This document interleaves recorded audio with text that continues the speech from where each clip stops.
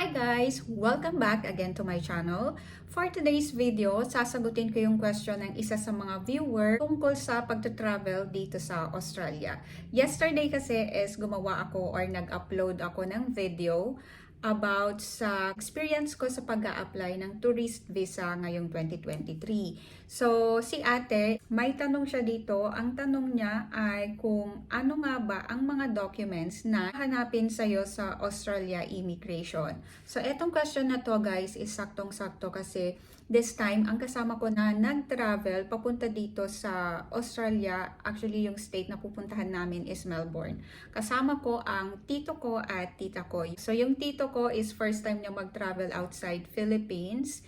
Yung tita ko naman is second time. Yung dalawang yon nag-travel dito sa Australia just to attend the wedding ng kanilang anak. Now, syempre dito, hindi lang yung experience nila sa Australia Immigration ang isi-share ko, kundi pati na rin yung sa Pilipinas, kung ano yung experience nila sa immigration, kung ano yung tinanong sa kanila, kung hinanapan ba sila ng show money. Ito yung madalas na question sa mga nagta-travel. Kailangan ba talaga ng show money kapag nag-travel ka or hinahanapan ba talaga ang isang traveler sa Philippine Immigration ng show money. So guys, kung ikaw ay first time mong mag-travel papuntang Australia or kahit saan na international travel, kung gusto mong magkaroon ng idea about it, then keep watching.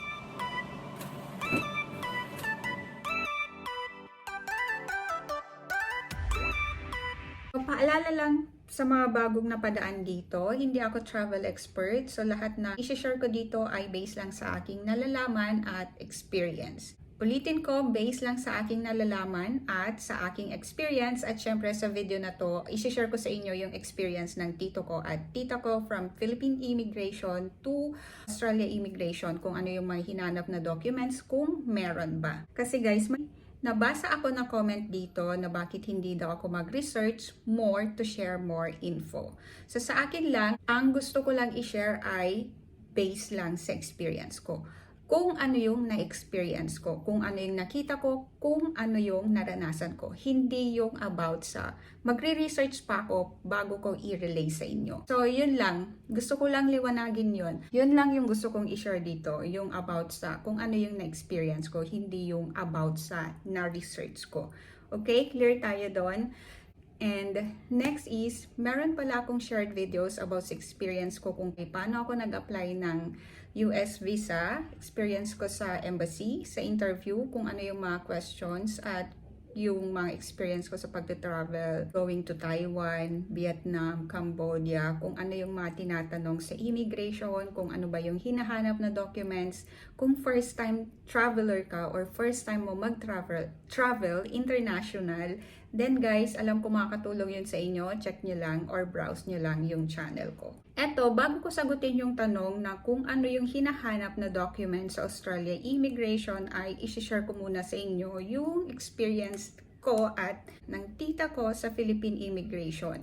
Kung ano yung mga tanong at hinanap sa amin. So una, sabihin ko muna yung experience ko sa immigration. So about sa question, ang question lang nila sa akin is ilang days ako sa Australia at kung sino yung kasama kong magta-travel, kung meron ba, and at kung kailan ako babalik sa Pilipinas, yung date. Okay? Yun lang yung question sa akin this time. Kung ang question nyo ay kung hinanapan ba ako ng documents, no guys. Aside sa passport, aside sa boarding pass na inabot ko sa kanila, ay hindi na ako hinanapan or di na sila nagtanong pa ng kahit anong documents na like return ticket. No na guys. Yun lang. Then after sa mga question nila is tinataka na yung passport ko and then tapos na. So yun lang sa akin guys. Yun lang yung masasabi ko about sa experience ko. And eto naman about sa tito ko at tita ko. Ang sa kanila naman is sa kabilang window kasi sila. Ang alam ko sa tita ko is tinanong lang kung government employee ba siya. Ang sinagot niya doon sa immigration officer is no. At ang problema kasi guys, kapag government employee ka, kapag dineclare mo is ang dami nilang kailangan ng mga documents at ang dami mo din kailangan gawin para makapag-request ka ng leave, ganon. So, ang sinagot niya sa officer is no. Para alam niyo yon, madali lang yung process. So, yun lang yung tanong sa tita ko. And then sa tito ko naman is tinanong lang kung ano yung trabaho niya. So, after that, yun, tinataka na yung passport. Hindi na din sila hinanapan ng kahit ano pang documents. So, aside sa pinakita lang nila is yung inabot nilang passport with the boarding pass. Yun lang. Yun lang. Yun yung mga scenario sa Pilipinas. After nilang sagutin yung one question din sa tita ko, and then tapos na. This time guys, seems yung mga immigration officer this time sa Terminal 3 is in a good mood. Okay naman. Mababait naman sila. Pagdating naman sa Australia Immigration, ang ginawa ko kasi is sabay-sabay na lang kaming tatlo na pumunta sa isang officer. So, pwede naman yun guys. Pwede naman yun sa kanila. So, that time, pagkaabot namin yung passport, so sabay-sabay, ang ginawa ko is sabay-sabay na.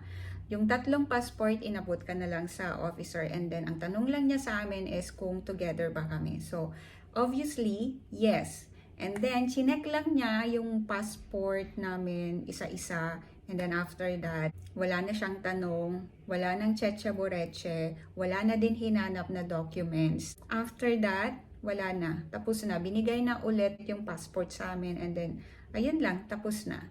So, yun yung experience namin guys. Sa Philippines, hindi kami hinanapan ng kahit anong documents or even show money. Although yung tita ko at tito ko is may dalang show money just in case na magtanong sila. So ako naman is, ang tagal ko nagtravel pero never pa talaga ako hinanapan ng show money. Pagdating naman dito sa Australia, wala din silang hinanap. Very smooth yung process sa immigration guys, yung procedure sa immigration. Guys, eto ha, hindi porke hindi kami hinanapan ng kahit anong documents, even return ticket, ay hindi ibig sabihin ay hindi na rin kayo hahanapan. Ito is case-to-case basis. Ibig sabihin, porque hindi kami hinanapan is hindi na kayo mag-prepare ng kahit anong mga supporting documents or kahit mga mga basic documents na kailangan yung dalhin na chine-check din minsan ng officer sa Pilipinas and even dito sa Australia. So still, prepare those documents like yung mga basic return ticket, kung may accommodation kayo na binook, then accommodation. Yung show money, baon lang kayo ng kahit anong cash. Yes guys, just in case hanapan kayo para alam nyo yun, hindi kayo magka-problema. So yun lang ang masishare ko dito sa video na to. Yun lang yung sagot sa tanong ni ate based on our experiences. Hindi talaga kami hinanapan ng kahit anong documents, even from Philippines.